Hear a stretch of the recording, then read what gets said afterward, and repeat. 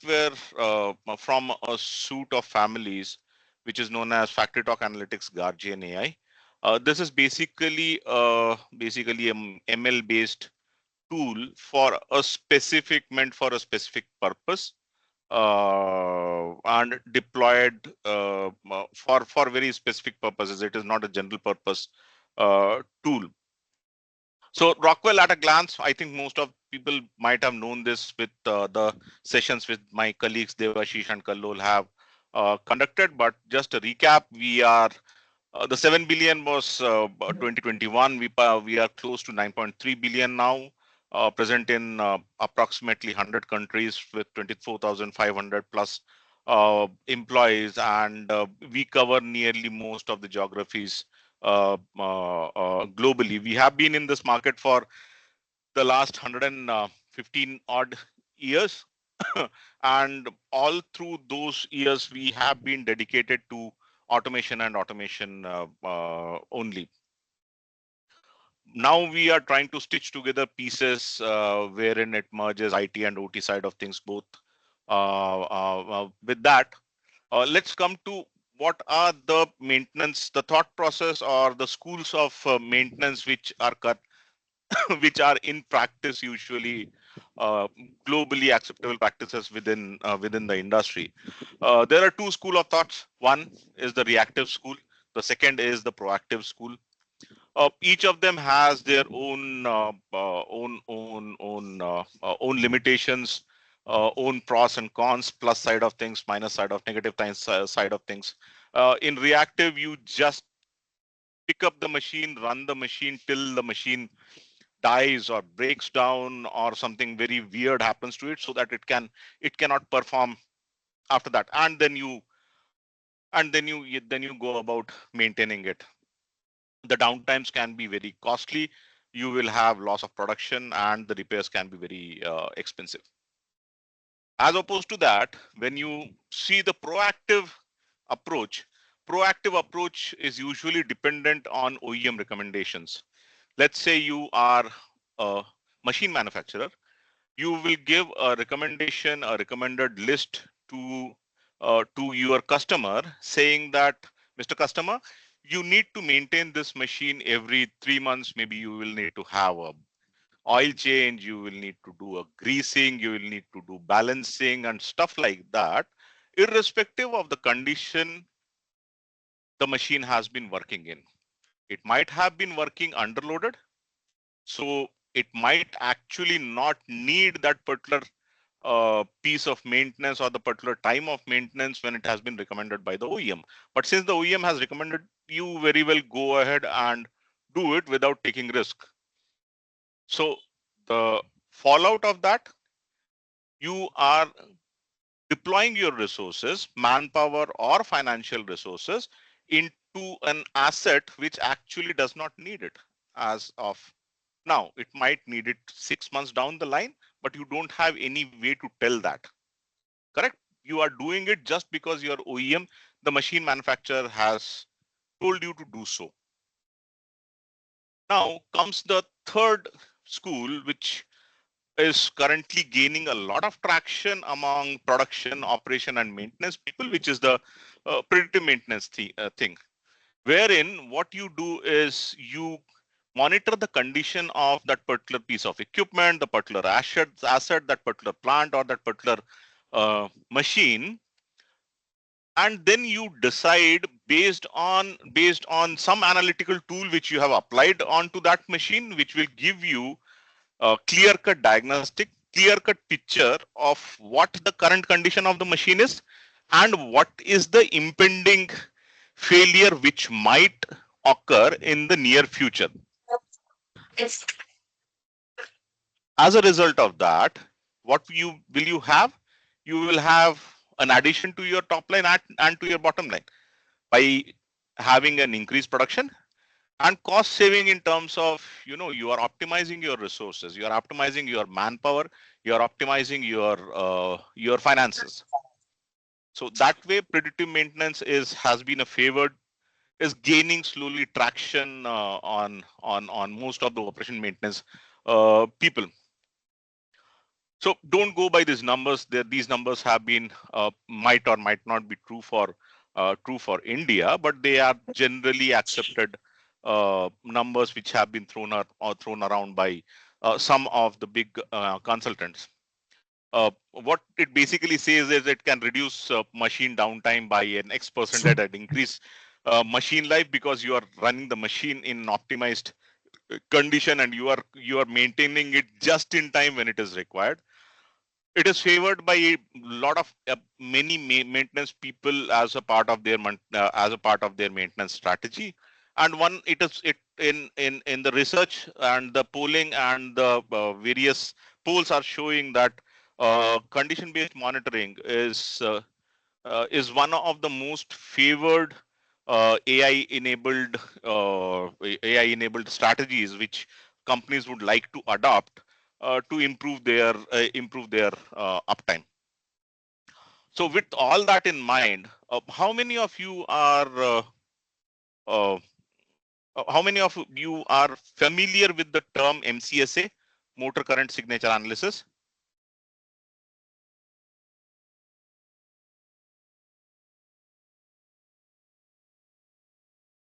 Okay, so motor current signature analysis is actually performed on critical motors to determine the condition of the motor. It's an just to create a baseline of what Guardian AI is all about. It basically it is done on an offline motor. We collect the current signature of the motor via varied means, via varied sensors, and you create a sort of a model of the motor which can tell you you do a time frequency domain analysis and it tells you actually what is the condition of the motor. But the downside to MCSA in its current form is that it is done in offline condition, which means that your motor is not loaded. Okay, it is not working working up a load. It is not running a plant. So you don't know the condition whether the motor will perform the same way when it is actually loaded with some sort of a fan or a pump or whatever the machine asset is. So with that in mind, we developed Guardian AI, which is basically an analytical tool for monitoring critical assets on the plant floor. Uh, Monitoring them for anomalies before they become critical and cause unplanned downtime. So, anyone has any question? Okay. Hello. Yeah. Actually, someone voice is coming. I think through the microphone. Please mute your microphone.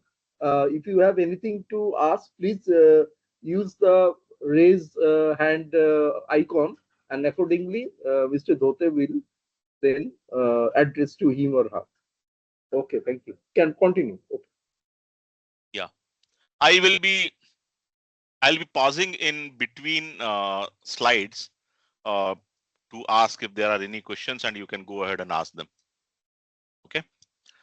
So with Factor Talk Analytics, what we plan to do and what we are currently doing is we wanted to use existing sensors as uh, as the input for Guardian AI to perform the equipment, state of the equipment, or what is the condition of the equipment. We wanted it to be a no code kind of a tool. So this does not require any kind of a data science background. You do not need any data scientists. There is no data handling as such, which is required.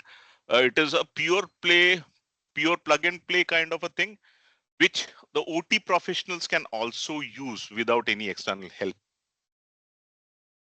We have advanced with this tool. We have advanced from detection of an anomaly to actually pinpointing what's the anomaly or anomaly identification to minimize the investigation time. Okay, and we are analyzing it on the edge. So mm, uh, none of your machine data, process data, or any kind of data, it does not leave your plant. It is right there on the shop floor itself. We are not we are not sending those data to on-premise server or a cloud server or anything of that sort. So when I said we wanted to use existing device as sensors, so the assets which we are currently monitoring, which we can currently monitor, are fan pumps and blowers of any kind, but they should be directly coupled to the motor. You cannot have a gearbox or a belt coupling in between. The sensors which I was talking about, the devices are variable frequency drives from Rockwell Automation family. We identify the anomaly and we detect the anomaly, identify the anomaly, and we alert. So we send the alert to the users who have been configured in the software. Now, how do we do it? We acquired there is a facility within the drive itself by the name of trend objects. We acquired buffered signals from the asset via the trend objects. It is approximately 4K points per buffer acquired every 4 seconds. So it is very high speed of data acquisition. We do perform the time and frequency domain analysis within the software itself. We remove the base frequency, which in our case in India is 50 hertz, and whatever garbage which is remaining, we actually extract meaningful information out of it by detecting harmonics, which are capable of producing anomalies, or which are capable of producing different kind of problems, different kind of faults within the asset which we are monitoring. It is useful. This tool has deemed itself useful in detecting multiple kinds of faults and failures, the details of which we will cover in the upcoming slides. So, any questions till this point in time?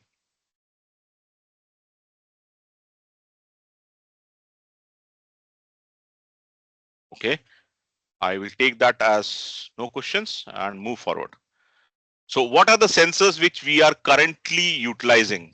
The sensors which we are currently utilizing are PowerFlex family of drives from Rockwell Automation. When I say PowerFlex family of drives from Rockwell Automation, out of the myriad of drives, out of the complete family of PowerFlex family of drives which Rockwell has, there are 4 kinds of drives which can act as a sensor to Guardian AI.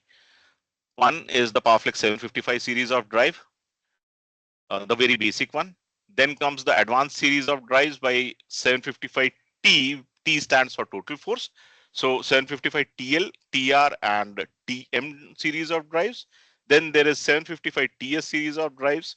So all these drives are within the 415 to 690 volts range. And then there is 6000 T drives, which covers the medium voltage drive portfolio of Rockwell, which is basically 3.3 kV, 4.16 or 6.6 kV, as the input voltage may be at the plant level.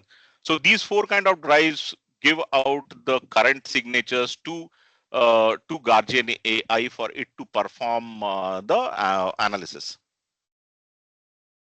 Now,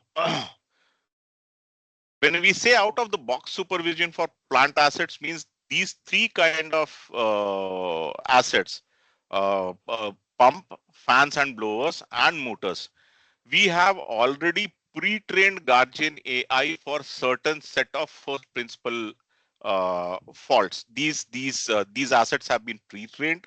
The Guardian AI has been pre-trained on these assets. So there are a certain set of failure modes or faults, impending faults, which Guardian AI can detect without any external supervision. Now, when I say fan, pumps, and blowers, anything except these 3, any application, it can be agitator, it can be a mixer, it can be a conveyor, it can be a winder, unwinder, it can be a crane. There you will not get your condition monitoring for the asset, but the motor analytical model still remains common across the board of applications, wherever you want to pitch Guardian AI. So when I said no data science is required, we do not expect OT personnel, we do not want the OT personnel to spend their time on understanding how the data is working. This is self-coded already, unsupervised learning based module. So there is it is the setup is a very the workflow for that particular setup is a very simple 4-step process.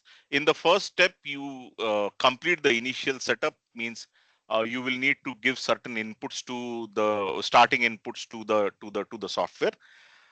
Once the inputs are completed, it will train or and it will create a baseline of each of the setup, each of the assets, the machine's behavior. It will start monitoring the plant assets once the training is complete, and it goes into the monitoring phase, and it will notify the user whenever an anomaly is detected via email. So the first step is when I say completing the initial setup, so you have to deploy the web application on a local virtual machine or a edge device. Preferred machine is usually the recommended machine is usually a Linux machine. But in India, since Linux machines are not very popular, what we do is we deploy it on Windows 11 utilizing the hypervisor, and deploying it on the containers, distro containers via it. Second option is running an image on a Debian or Linux machine. You connect the drive by entering the correct IP address of that particular drive, and you have to add and specify the different a different kind of information which is asked. So the information which is basically needed to complete the setup of any asset is one is the IP address, of course, the kind of asset which you want to monitor. It can be fan, it can be a pump, it can be a simply motor. Then you need to enter basic parameters like what is the kilowatt, what is the ampere, what is the RPM which it is running on. Then you will have to enter the minimum and maximum operating frequency. Let's say, for example, you are operating that particular piece of equipment within 15 to 20 hertz band. You will have to enter it as 15 hertz as minimum and 20 hertz as maximum. Then comes the most important piece of information, which is the drive and side bearing data for the motor. You will require the bearing number, and based on the bearing number, we have got a library of around approximately 12,000 uh, bearings which are manufactured by global giants. And based on that bearing database, you will get the outer race multiplier of that particular bearing, the inner race multiplier, and the ball multiplier of that particular bearing. These are the 3 points of information which you have to enter. And then comes the server portion, wherein you have to configure the email addresses of the team which needs to be informed in case of a problem, in case of an anomaly. Once that is done, you train the model using the live data from that drive. It does not impact operations. You do not need any kind of a shutdown to set this drive up. The training is unsupervised, so there is no action which is required from the user end. So let's say, for example, you want to you want to train that particular asset from 10 to 15 hertz range. So the training happens in every 0.5 hertz increment. So first it will train for 10 hertz, then 10.5 hertz, then 11 hertz, and so on and so forth. Each band of training requires approximately 10 to 12 minutes for the software to train itself. Once the baseline signature for each asset and the process behavior has been tuned, it will start monitoring that particular band. So let's say it is training on 11 hertz. It will already in the background it is already monitoring the 10 and 10.5 hertz band performance. Once the training is complete, it will start automatically monitoring the plant asset and giving you a rundown on what is the condition of your plant. For example, if I magnify the slide, if you see here, you can see pump 1, there are 2 identified risks. Pan 2, there are 2 identified risks. Pump 2, there are one deviation to label, and motor 1, and so on and so forth. Balance everything is running very fine. So line 1, you have a problem. Line 2, it is running fine. Line 3, running fine. 4 is running fine. 5, you have a bit of a problem. So this is the kind of overview, and you can drill down on each and every piece of equipment as and when required. So as I explained, the alerts are sent to the individual stakeholders who are configured there via email. So this is the kind of email you will have. You will have bearing wear, misalignment, a description of that. When have the deviations occurred? What is the failure risk? What is the severity of that particular risk? And all those kind of information will go to the users. So when I asked a question that whether people in this training or in this session are from maintenance background, there was a specific reason behind it. uh, the reason being, any of the people who are in maintenance, most of them will agree to the point that whenever you go to rectify a breakdown or to rectify a problem which has occurred with your particular machine, 70 to 80% of the time is devoted to actually identify and pinpoint what the problem is. The balance 30 to 40% is the actual time which is spent to rectify that problem. So what we have done is we have tried to bring down that identification time from, let's say, 60 to 70% to maybe 30% or 40%, thereby saving you some amount of time and some amount of headache. So how does Guardian AI do the identification? It does it by two ways. One is the embedded expertise, what we call it as embedded expertise, are the set of first principle faults which are already inbuilt into the software. The most common fault, they are already inbuilt into the software to be identified. When any one of those faults occur, any one of those anomalies occur, it will label it as thus and ask the user to confirm whether the labeling is correct or not. Okay, that is one way which it recommends the cause of the failure. Now, the second way is user classification, which we call it as. Now, in user classification, there are always a set of faults, a set of anomalies, a set of problems to a particular machine, which are very unique in nature to that particular plant.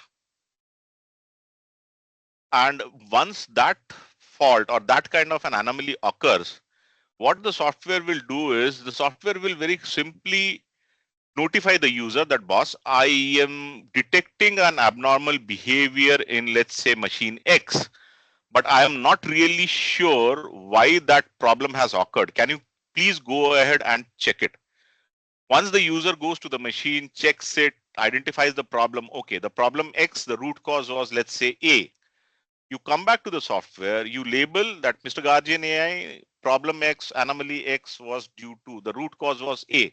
So that goes into its learning, and next time whenever that particular piece of harmonics appears again on the horizon, it will be able to identify that, okay, this is the problem, this is the name of the problem, and this is the root cause of the problem. It will be able to identify the problem and pinpoint it. So when I say embedded expertise, the set of faults which are actually uh, first principle faults which are actually detected out of the box without any user or manual intervention is, in case of pump, impeller imbalance, blade fault, cavitation, changes in viscosity, shaft misalignment, and changes in fluid dynamics. For fan and blower, any kind of misalignment, unbalance, wear, or loose blade. Electrical fault, motor fault, shaft misalignment, and fan bearing fault. For motors, unbalanced shaft misalignment, loose structural mounting, mechanical looseness, rotor rub, any kind of bearing fault. It can be inner race, outer race, or the complete bearing cage fault. So these are the excuse me.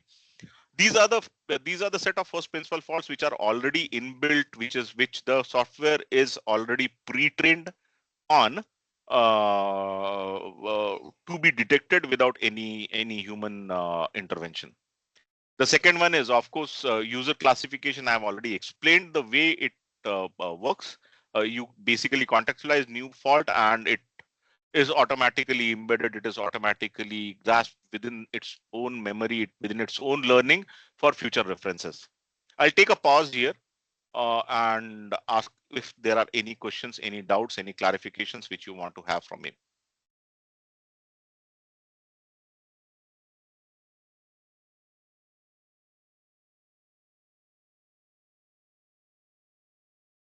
Okay, I will take that as there are no questions.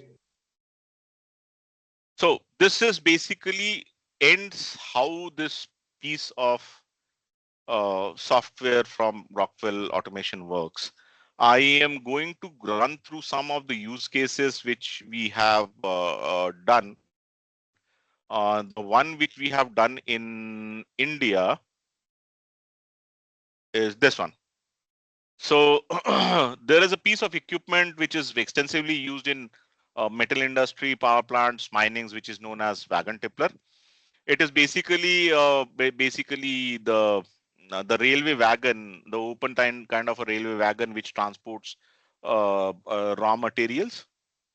That equipment is very critical because, and you have got a definitive those that uh, the the wagon, the rake of the wagons is not actually owned by anyone. It is owned by Government of India, Indian Railways, and you are given permission to use those wagons for a particular period of time within your plant. You have a particular period of time in which you have to empty those wagons.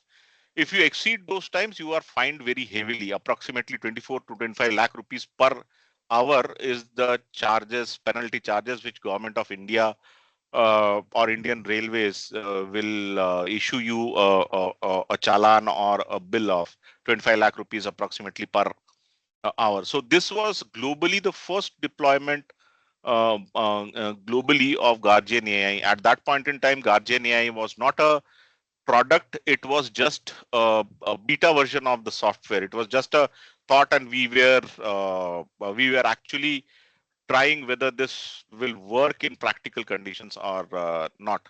So a wagon tipper is basically driven by two motors. One is the master motor. The second one is the follower motor, or the leader and the follower motor. Both of the motors are driven by two different VFDs working again in leader follower loop, or a speed loop, where the follower motor or the follower drive follows the one which follows the speed of the leader motor or the leader drive. So what happened was, when we deployed this in JSW Bellary, uh, it took around 2 days for it for the software to train, because again it was a beta version of the software. It took around 2 days to train, and the very fourth day it threw a detection that wagon tippler 3 master motor was behaving very erratically, and there seems to be some problem. At that point in time, the first principle faults were still not embedded into the software. So we informed JSW Bellary, and they actually took a shutdown on informed shutdown on Sunday to pull out that particular motor, brought in their traditional condition monitoring experts, and they were able to confirm that there was actually a -2 degree play on the drive end side bearing. So we actually saved them around approximately 7 to 8 hours of shutdown time, unplanned shutdown time, thereby saving them a penalty of approximately around 1.5 crore rupees of penalty, which we were able to save them. And now there are multiple instances of this particular software which is running in that location across JSW. So in summary, Guardian AI does monitor common and critical assets on the plant floor. It identifies anomalies before they become critical, before they cause unplanned downtimes. They reduce the time spent in investigating equipment failures by utilizing the anomaly detection algorithm. And you can plan maintenance based on each of the assets, thereby utilizing your manpower, your finances optimally. and it minimizes unplanned downtime based on above all the 4 points. It minimizes unplanned downtime and optimizes your maintenance cost. So this was all which I had to present.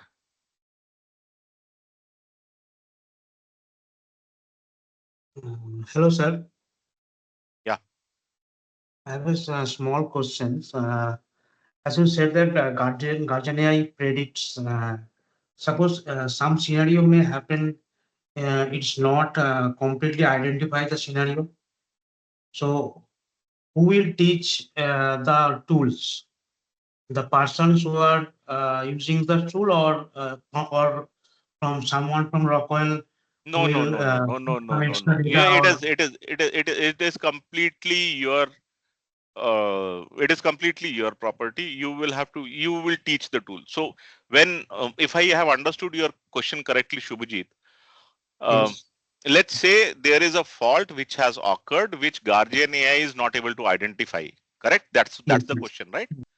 So yes. if it is not able to identify, what it will do is it will inform you that I am detecting a problem with that particular machine which I am monitoring, but I am not able to pinpoint what the problem is. So what you will do is you will go to that particular asset or that particular machine which Guardian AI is monitoring. You will check the machine, identify what the problem is, come back and label it within Guardian AI that, okay, this was the problem. You do not need any external, any third party person to do that.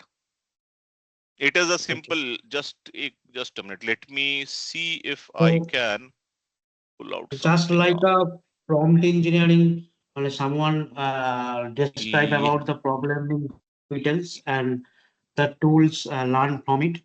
Is that Yes, yes. okay? Let me. I have something to show you. Let me know when my screen is visible.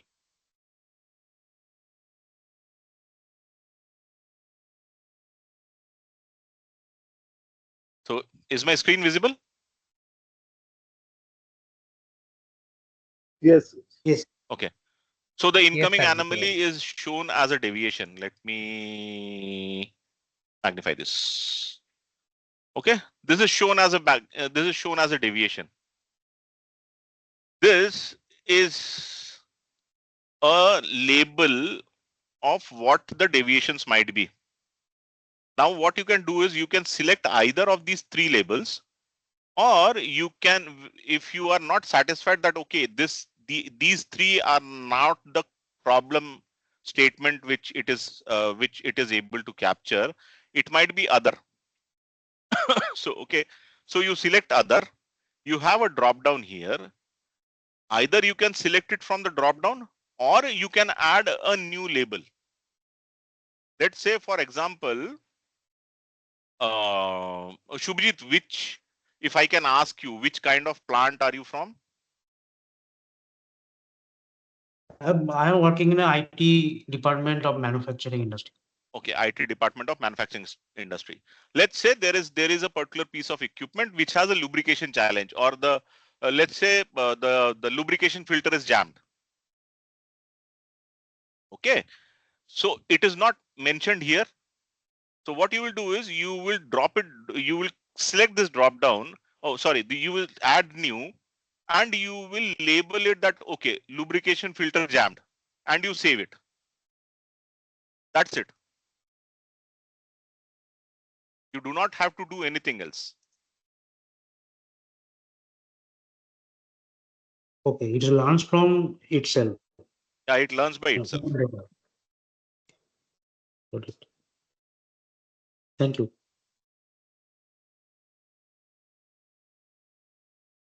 Unfortunately, our servers are under maintenance today. Otherwise, I would have shown you a live demo.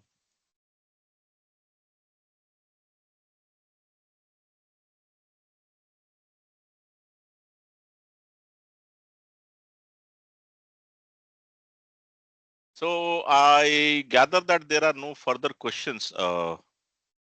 If Sir, I have one query basically. So yeah, for tell the me. Guardian AI, that there is the term like he will, I mean, it will detect the anomalies and it can say that there is some pinpoint, there is some pain area, and accordingly we can track. So now my question is how this Guardian AI can differentiate between a normal operation. I mean, this is the normal operation.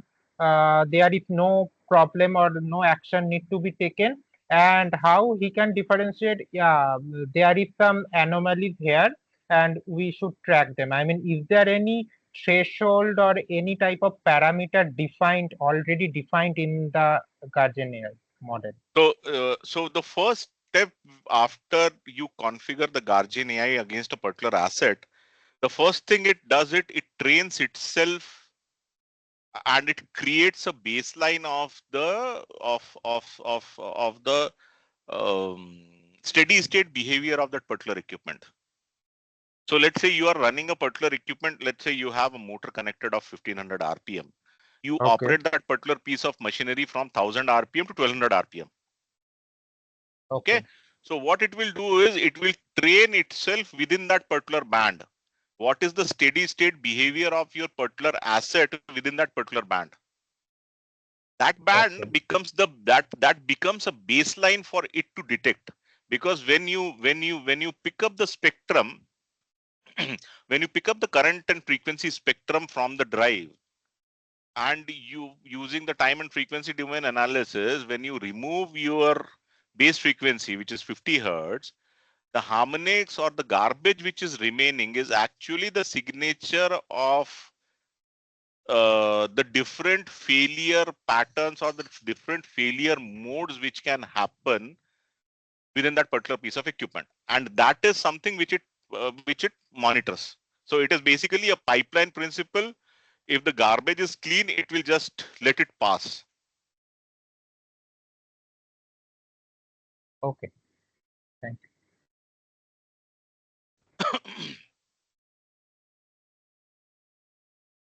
So with your permission, may I take leave if there are no further questions? Okay, okay, okay. Thank you, So, thank you, thanks a lot for giving me a chance. thank you, Mr. Dhote. Thank you so much. In fact, as there are no questions, so with all your permission, so can we sign off then? If you have no question, then we will sign off and end the session for today. I don't have any questions, Mr. Chaudhary. Thank you very much. Okay, thank you. Thank you. Thanks a lot. Okay. Thank you, sir. Thank Thank you. you, sir. Thank you.